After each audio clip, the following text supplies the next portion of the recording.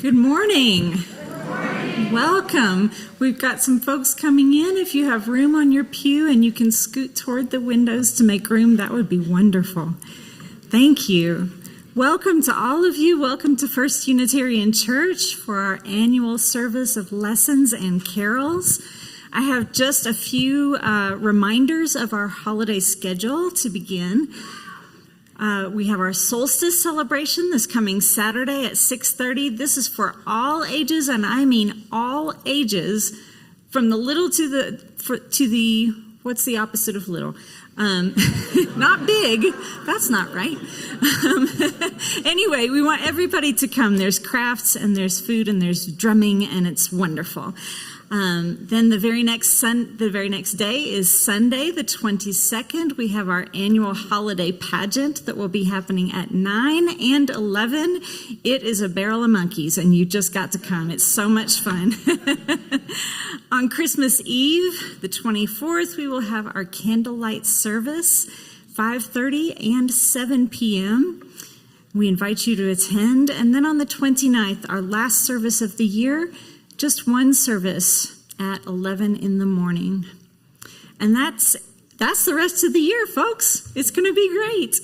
As for today, this third Sunday of Advent, we welcome joy, every joy, no matter how small. Every joy is welcome. Every jingling bell, every frosty cookie, every glistening flake of snow, every smile and laugh, every song.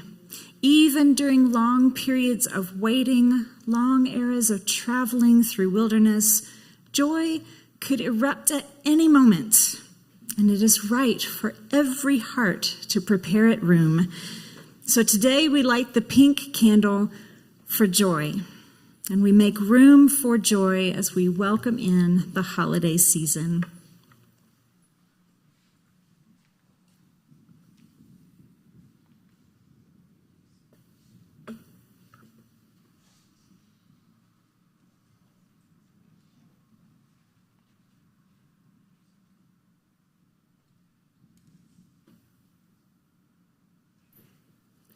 I invite you now to rise in body or in spirit, and let's sing together number 253.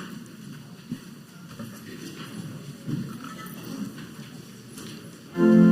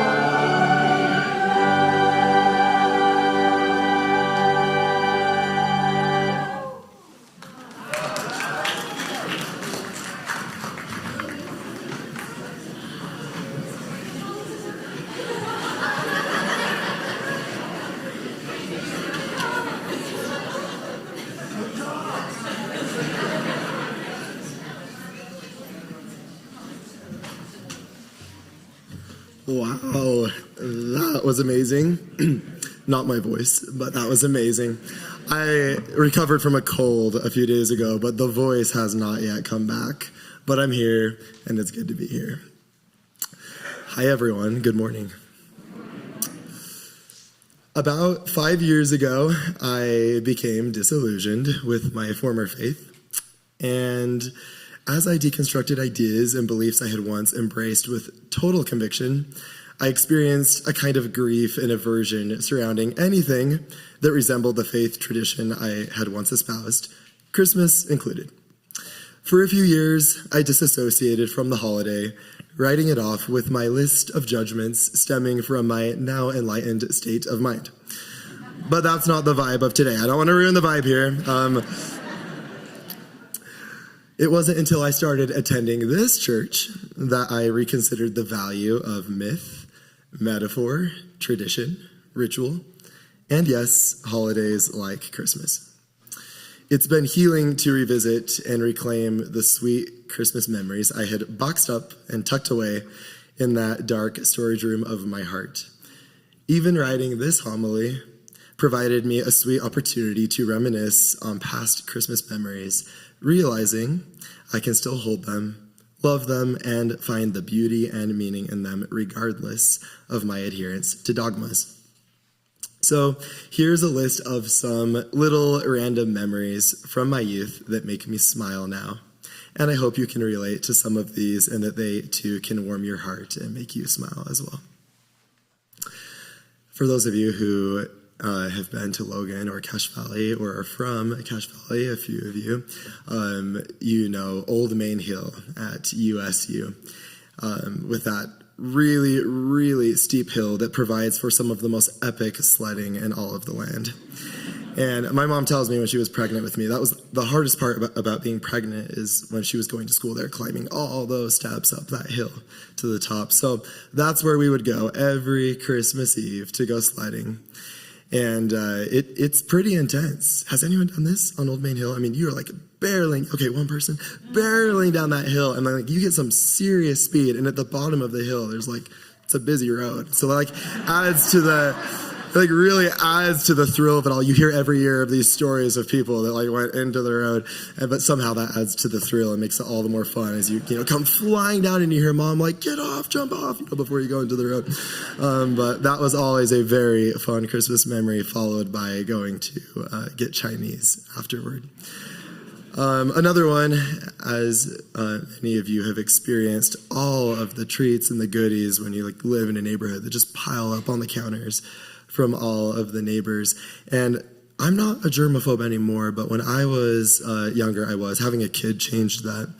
And so as all the treats would pile up on the counter, I would always inspect them and be like which house did this one come from, and it's there's the trusted neighbors, and then those you're oh, not sure about that one, I've babysat at the Smith's house, I'm not eating those cookies, I've seen that kitchen.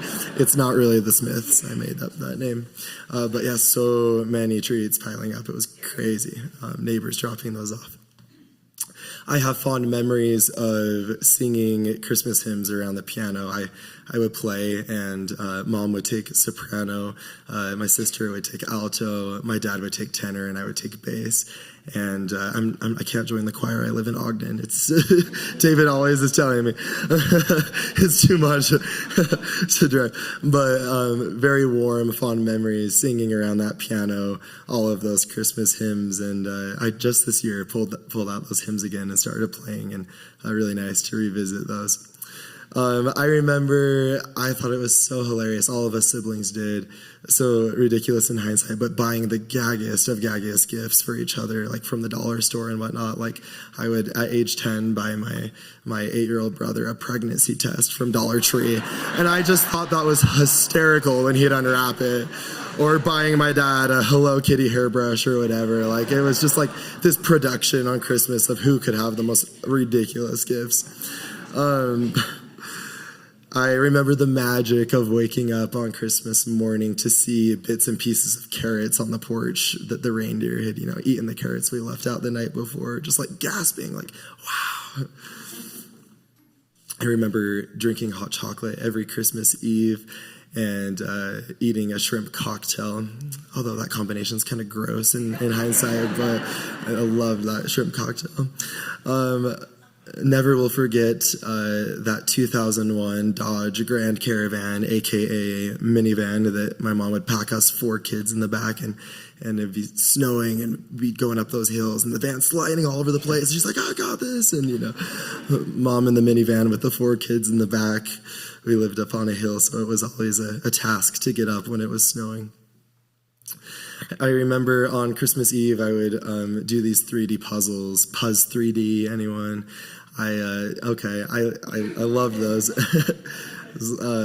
And I remember doing those puzzles, listening to Christmas music in my bedroom. And I remember one evening looking out and seeing a UPS driver at like 6 p.m. making deliveries still on Christmas Eve. And just like thinking, like, that's just outlandish. Like, how could anyone work on Christmas Eve?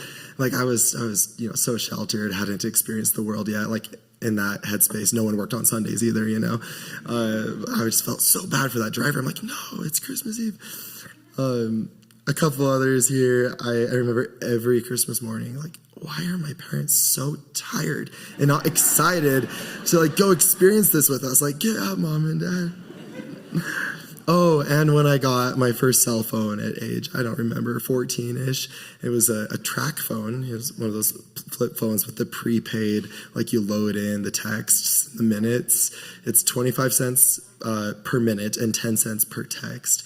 And I remember my grandma calling me, and I'm like, hurry up, it's 25 cents per minute. And she just kept going and going. She wanted to hear what else I got for Christmas on my new phone. I'm like, look, you spend 10 minutes. I'm like, that's $2.50. And then, of course, gathering at Grandma's house with all my aunts and uncles and cousins, eating good food, playing games, sharing gifts. And we always played this ridiculous game, and we call it the dictionary game, where everyone's handed a piece of paper. They're all blank except one, and we all have to define, there's this word that no one would know what it means from the dictionary. And so we all come up with our fake definition. We don't want to be revealed as the one with the true definition. And of course, everyone's coming up with some ancient species from Africa. It's always resorted to that, but the dictionary game was always a fun memory. But in hindsight, I wonder what it was about Christmas that felt so magical in my childhood. Was it really because it's the alleged Son of God's birthday, a day infused with light and magic from above? For many, this is why, and that's why Christmas is so magical, and I absolutely make space for that. For me now, I believe it had everything to do with prioritizing and honoring an intentional time dedicated to silencing the noisy demands of life and being fully present with family, friends, tradition, play, gratitude, music, giving, community building, and love. And that's the version of Christmas that I love and that I'm interested in continuing to create for my own family. Thank you.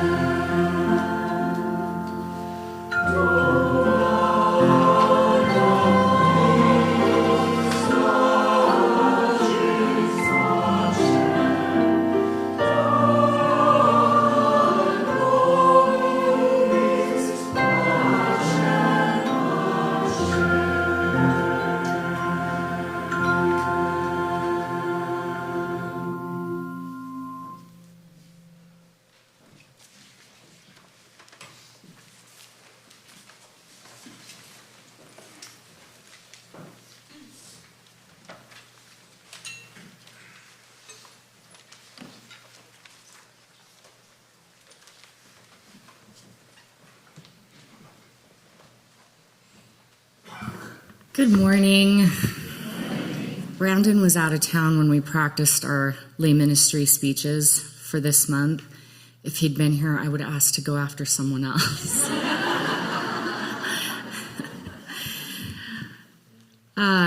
My parents got divorced when I was 8. Of the many things they could not agree on, the two that stand out most in my childhood mind are, one, who gets custody of the clown head sprinkler. It's true. And two, which parent introduced our traditional Christmas Eve story, Jimmy's Christmas Star, to the family? While my dad was always the Christmas Eve narrator, my mom is absolutely certain it was her story before it was his. And she will fight to the death about that. As I share it with you today, I hope you will not be haunted like I am by which of my parents deserves the credit for this Christmas tale. It was the Sunday school before Christmas. The classroom had been beautifully decorated. There was a tall pine tree glittering with tinsel and ornaments at the top of the tree. On the wall hung a large picture of the 3 wise men, and above their heads the teacher had hung a shining silver star to guide them on their way. Miss Lucy Travers stood before her class of small children and told them the story of the babe in the manger. Most of the children knew the story by heart, but Jimmy, the little boy of perhaps 6 years of age, sat in rapt attention as if it might be new to him. Seeing the large brown eyes fixed so intently upon her, Miss Lucy said, "Is there something you would like to ask me, Jimmy?" "Yes, please, teacher. What is a manger?" "Gee, ain't you never been to Sunday school before?" giggled young Charles, as a ripple of amusement ran over the class. Miss Lucy frowned quickly at the offenders and, turning to the new little boy, said softly, "A manger, Jimmy, is a place in a barn." "Oh, and did the little Jesus have to sleep there?" "Yes, he did, and it was too bad, for he should have had the nicest room and softest bed in all the world." Jimmy thought a moment and then said seriously, "But you said the wise men came to worship him?" "Yes, they did, guided by a star." "What is worship, Miss Lucy?" "To worship means to love." "Then it was all right sleeping in a manger, I guess, if folks loved him." "Perhaps it was. Little Jesus had his mother too, and if babies have their mothers, a barn's all right. It's a heap more better in a fine house and a soft bed with nobody to love you." Miss Lucy looked serious. What could the little fellow mean? She must find out what was the trouble. So when the class was dismissed, she asked Jimmy to wait. "What do you want me to wait for, teacher?" asked the boy. "Oh, I just thought we'd have a little talk and get better acquainted. I think we're going to be good friends." He smiled at her. "I'd like that, Miss Lucy. Now sit right here beside me, Jimmy, and tell me something of yourself, your mother and your daddy." Jimmy's small chin quivered and his beautiful eyes filled with tears. "I haven't got any mother and daddy. I'm an orphan. They got hurted and killed in an old car." Miss Lucy placed an arm about the boy's shoulders and drew him close. "I'm so sorry, dear. I didn't know. Then whom do you live with?" "I live with my aunt and uncle, Mr. and Mrs. Ramey, and my little baby brother lives there too." "Oh, so you have a baby brother? How nice." "Yes, he is nice, I guess. Maybe he's most as nice as little Jesus was." "What's his name, Jimmy?" "Bobby." "What a lovely name for a baby brother. I must come and see him sometime soon. May I?"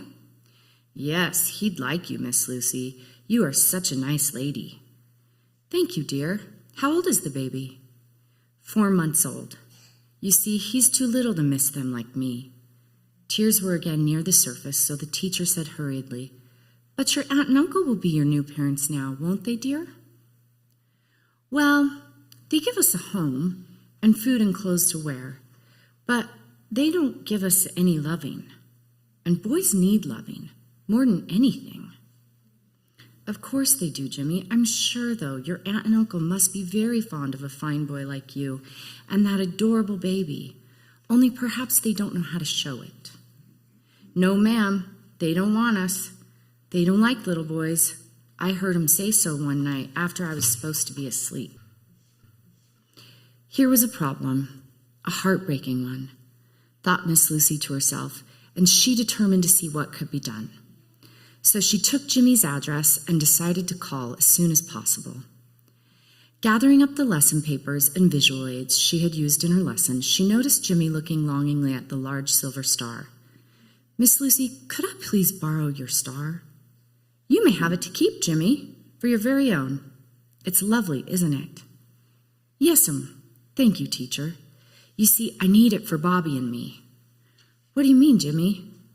"Oh, nothing. I got a sort of idea." "Is something worrying you, Jimmy?" "Well, nothing I can tell you, teacher." "Then maybe you can tell God about it." "How would I do that?" "Well, you just pray, you know." "I don't know any prayers." Miss Lucy supposed, and rightly so, that the boy had never attended Sunday school before. He had never heard until today the story of the babe in the manger. He'd not been taught to say the little prayers most children knew. Miss Lucy roused herself from her thought as Jimmy asked timidly, "How does a little boy pray, teacher?" "Why, praying, dear, is just talking to God as you would talk to me or anybody else." "And would God hear me?" "Yes, dear. If anything is bothering you, just kneel down by yourself and tell God about it." "Thank you, Miss Lucy. And now I must let you go home. But remember, you are to come to Sunday school every week. I need you in my class. And Jimmy, don't forget to talk to God about whatever is in your heart." "I will. Thank you." Jimmy's aunt and uncle were out at a Christmas party celebrating with friends, and Jimmy was busy carrying out a plan of his own. Lying quietly in bed, he waited for several hours. The babysitter was sound asleep. Then he rose, dressed himself, and lifting the sleeping baby from his crib, he wrapped him warmly in his coat and blanket. Staggering under the load, he let himself out the side door and placed the precious baby in his little wagon. The snow was deep, but the moon and a single star shone down on them, and Jimmy was not afraid. He felt happy, happier than he had for a long time. "We're going to find a manger for ourselves, Bobby, and somebody to love us.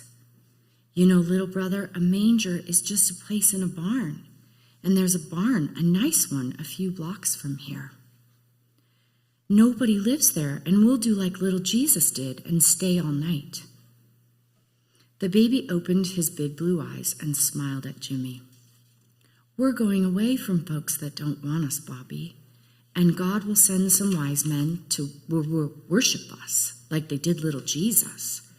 Worship means to love, Bobby." On and on he trudged, dragging the little wagon through the ever-deepening snow. Soon their tracks were entirely covered, and Jimmy was becoming very tired and cold. However, as the flakes fell faster, the boy quickened his pace, and soon they arrived at the old barn. Taking the star and a tack from his pocket, Jimmy bent over the baby and whispered softly, "Bobby, I've got us a star, and I'm going to hang it outside our manger, and when folks see it, they'll come and worship us. Well, you, and maybe they'll love me a little too." This important task completed, the tired little boy knelt down beside the wagon and began to pray. "Dear God, teacher said I was to talk to you if something was bothering me. I don't know much about praying, God, but I'll do the best I can. I hope you're listening. We are here in our manger. Only it's different from little Jesus, 'cause he had his mother with him. We're just 2 orphans, 'cause our mother and daddy are gone off to heaven. Maybe you know them. It's awful lonesome being orphans, God." The baby stirred in his sleep, and Jimmy paused in his prayers to cover him more closely with the blanket. So he failed to see 2 scared faces peering in at the window. The boy resumed his prayers. "We live with our aunt and uncle, God. These nice folks, but they don't like little boys. They give us food and clothes and beds to sleep in, but they don't give us any loving. The 3-hour search had been too much for the two at the window, and now weary and ashamed, a sob broke from the throat of the listening woman. The man placed an arm about her, and the boy went on. My primary teacher said the star brought people to worship the baby in the manger, and I put my star outside so somebody might come and worship us, somebody who wants 2 orphan boys. Of course, I know it's mostly babies people love God, and I can get along, but Bobby needs a mother. And God, if someone don't come, do you suppose you could make me sort of a mother for Bobby? The woman could stand no more, and as the prayer was finished, Jimmy found himself smothered in a loving, tearful embrace of his aunt. The baby opened his eyes and smiled up at his uncle, who caught and held him close. Bewildered, yet somehow comforted, Jimmy said in a trembling voice, "Auntie, Uncle, what are you doing here in our manger?" "We've come to take you home, Jimmy, to a real home with lots of loving," said the man. And Auntie, through her tears, added, "Yes, darling, we saw the star, and we've come to worship you both." One of my favorite things about Unitarians is that spiritual evolution is not just accepted, it's expected. When I think of my own experience of the Christmas story, as outlined in Luke, evolution is exactly how I would describe my thoughts. Whether a baby was born in a manger with shepherds and wise men to worship it or not, I feel certain all babies everywhere deserve to be worshiped.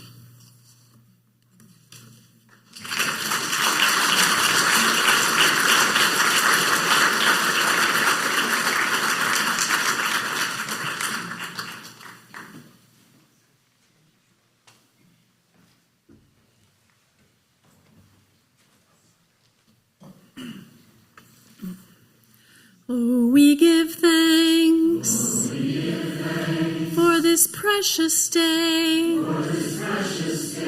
for all gathered here, and those far away, for this time we share, with love and care. Oh, we give thanks for this precious day. The offering for the work of the church will now be gratefully received. And as the basket goes around, I invite you to use this time to offer Christmas greetings to one another.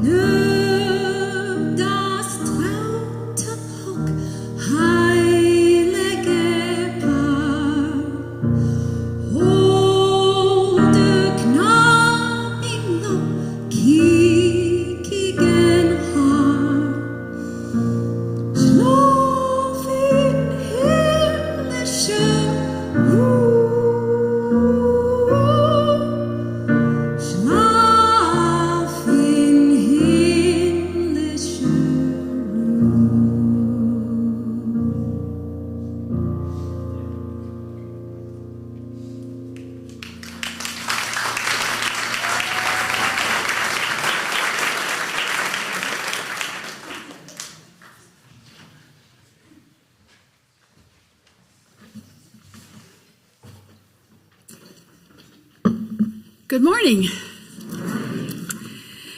Thank you, choir, and David, and thank you, Amanda, for that beautiful song.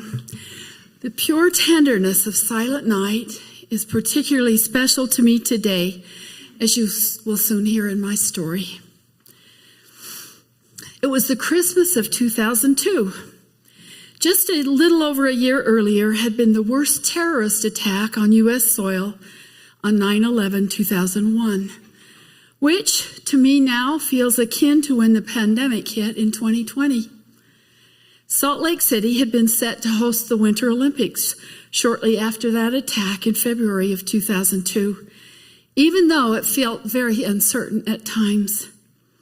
Still, confidence and courage prevailed and the Olympics went on.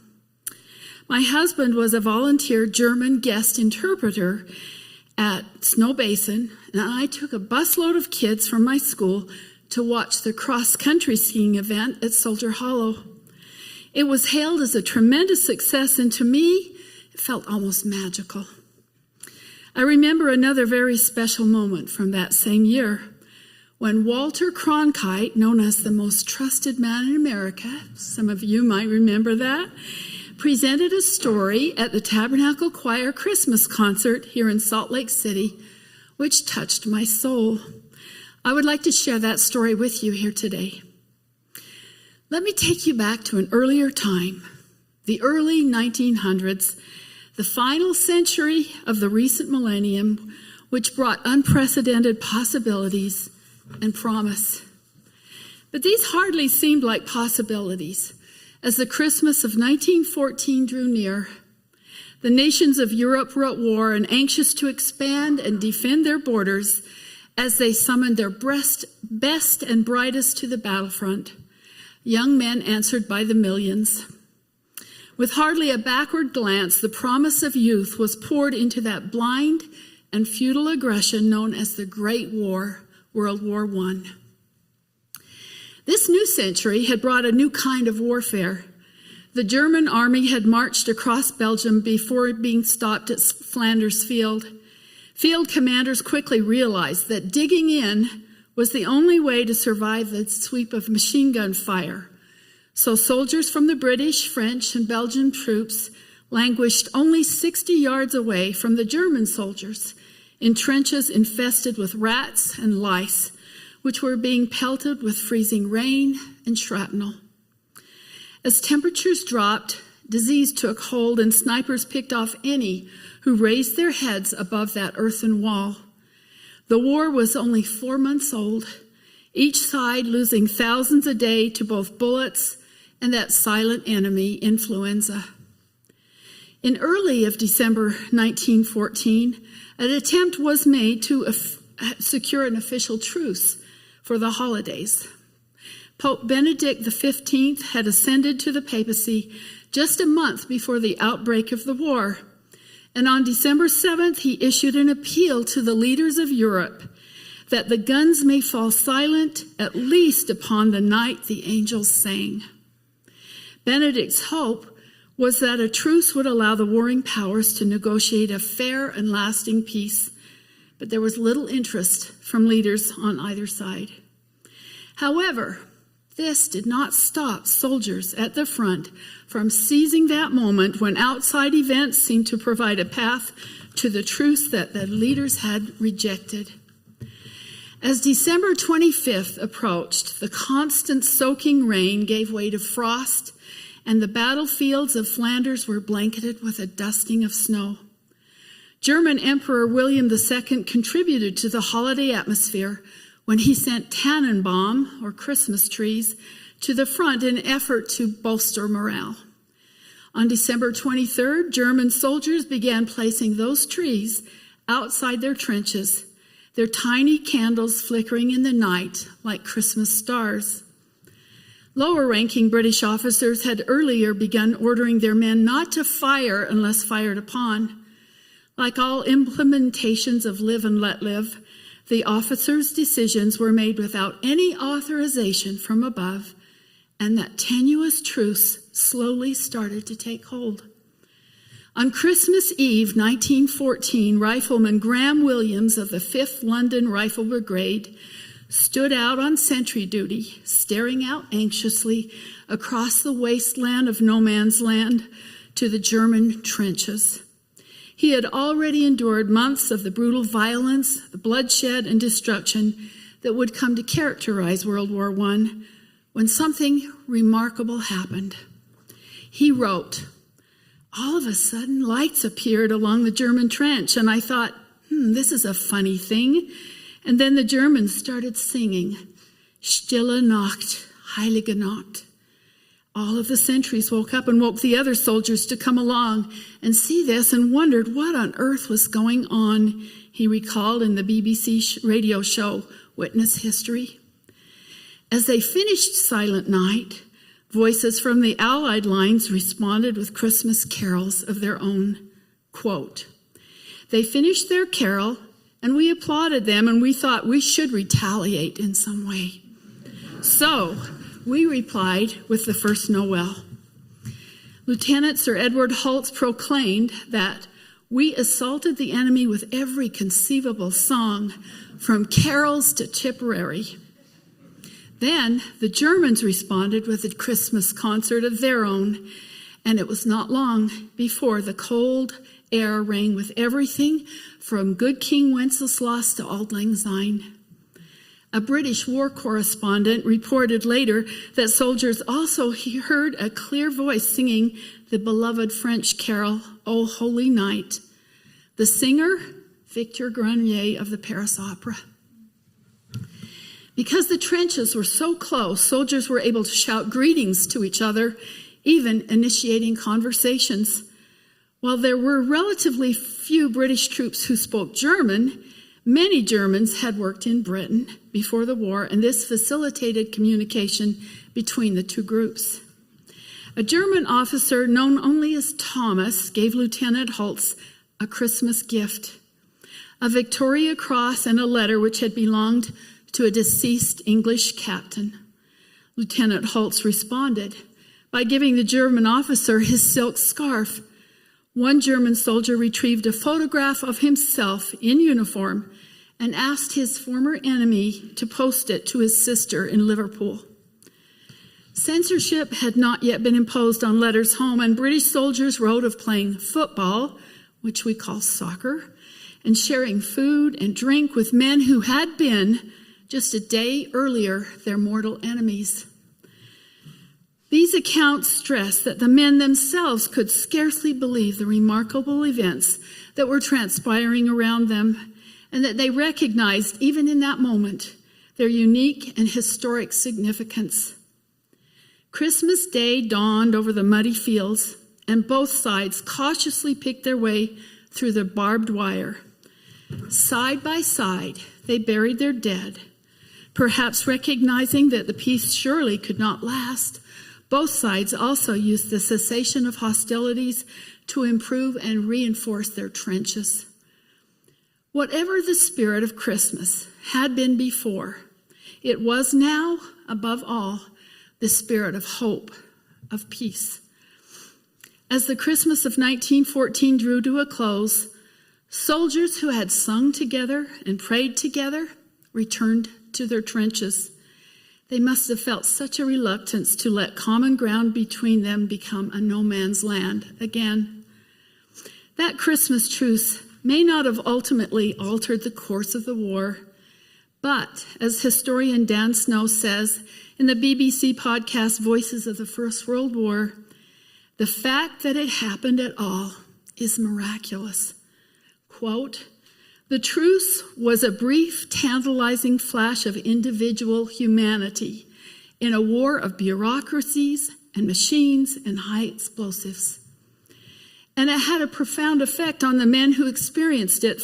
For a brief moment in time, soldiers on opposing sides saw each other as fathers and brothers and sons who just longed to go home and return to their loved ones, rather than see them as faceless enemies to be killed. I have asked myself at times why this story and the time when I first heard it was so memorable and impactful to me.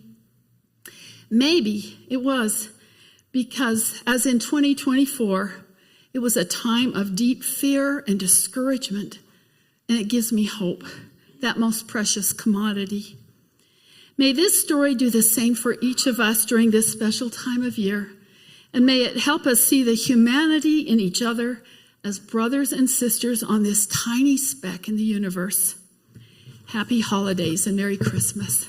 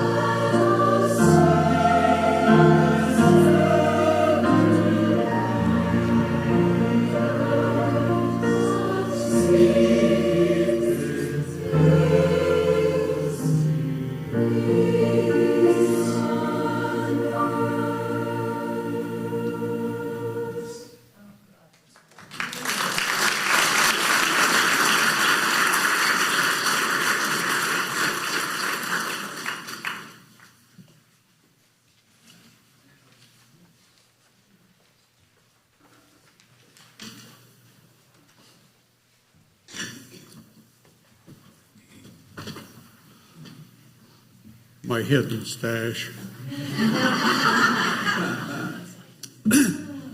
Didn't want to frog up on you. Our house was brick with a slate roof. Inside that house there was warmth and love, protection and expectations. There was a father who carpooled to work and caught me up when I ran down the sidewalk to meet him coming home. I remember the smell of his cheek and the bristle of his mustache. There was a mother who had been a social worker and remained an unpaid social worker de facto for the rest of her life. There were lunches at home because school was only a block away. My mother had endless patience because she somehow kept a straight face when I told her I did not expect to need to know long division. There was a sister a year younger than I who somehow took up the firstborn personality. She could tell time, no need for me to know. There were 2 dogs, Dalmatians, black and white, imaginatively named Blackie and Whitey. And there was Christmas. We had a real fireplace where you could make popcorn if you kept the screen wire basket moving fast enough, with a mantle for stockings. I have no memory of shopping for or bringing home a live tree, but we always had one. There was something white, probably cotton, that was spread under the tree over the legs of the tree stand. And in that snow, there was a little village of cardboard houses, cellophane windows, and little cutouts in back to insert one of the tree lights. We had tinsel for the trees and terribly fragile glass balls. I usually managed to drop one. Sugar cookies to be frosted and covered with sprinkles and little silver balls. My love affair with carbohydrates began early. I don't remember Christmas carols or Christmas food besides eggnog. Our little under-the-tree village probably came from war-torn Europe, still struggling to its feet. At school, we'd filled little Red Cross gift boxes with prescribed things we'd brought from home. As I recall, a toothbrush, a comb, a pencil, and some small gift. A very thin and utilitarian Christmas compared to the one we had at home. We had gifts for our parents, made at school or scouts. One of the few upsides of having a parent who smoked was it was virtually impossible to make an ashtray that did not function.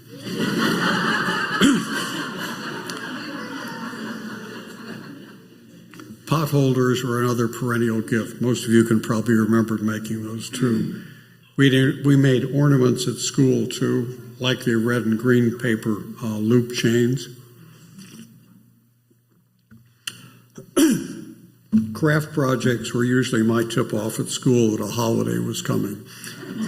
My sister handled the calendar too.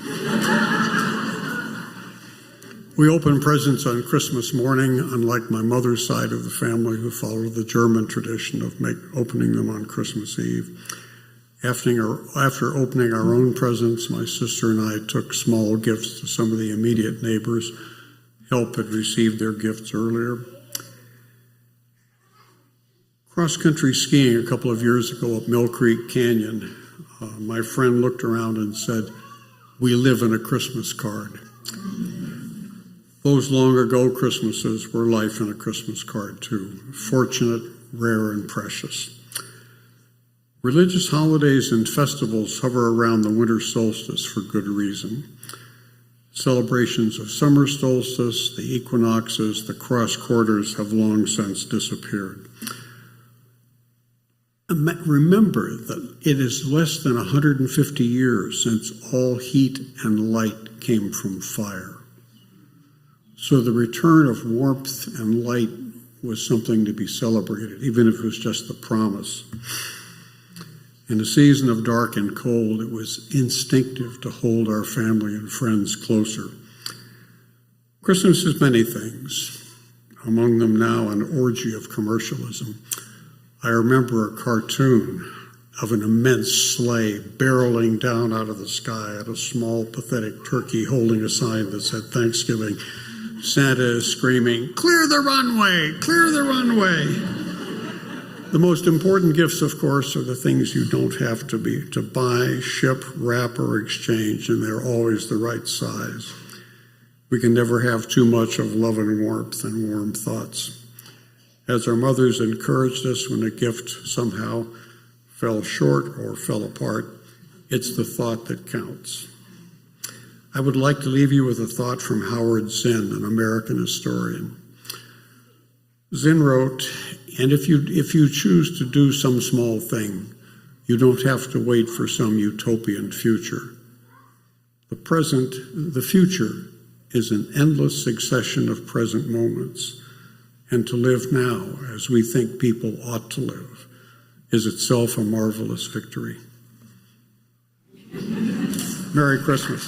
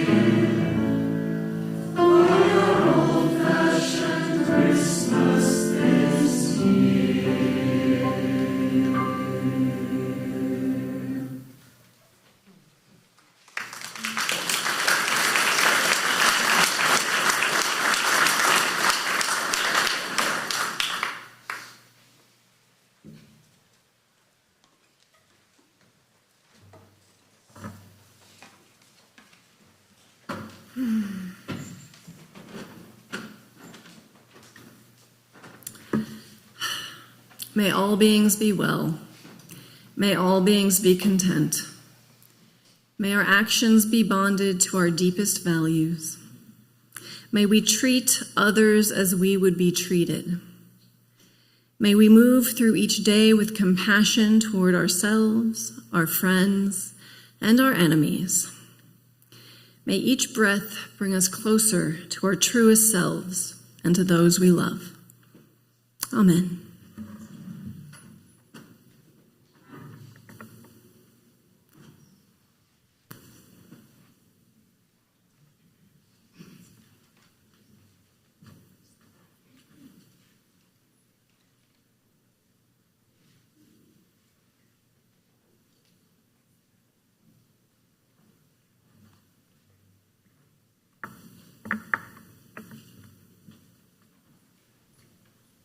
For our closing carol, let's all sing number 237, the First Nowell. Stand as you will and able.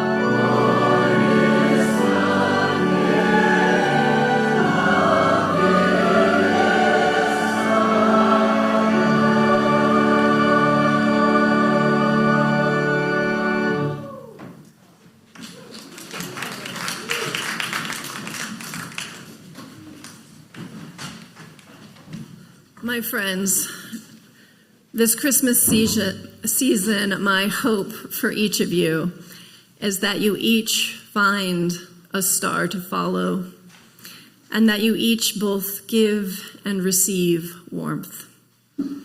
Thank you for joining us here today for lessons and carols. Thank you, David. Thank you to the Chancel Choir and the Bell Choir. And thank all of you. I hope you'll join us for the rest of our program this Christmas season and beyond. And after one final song from our choirs, I hope you'll join us out in Elliott Hall for coffee and fellowship.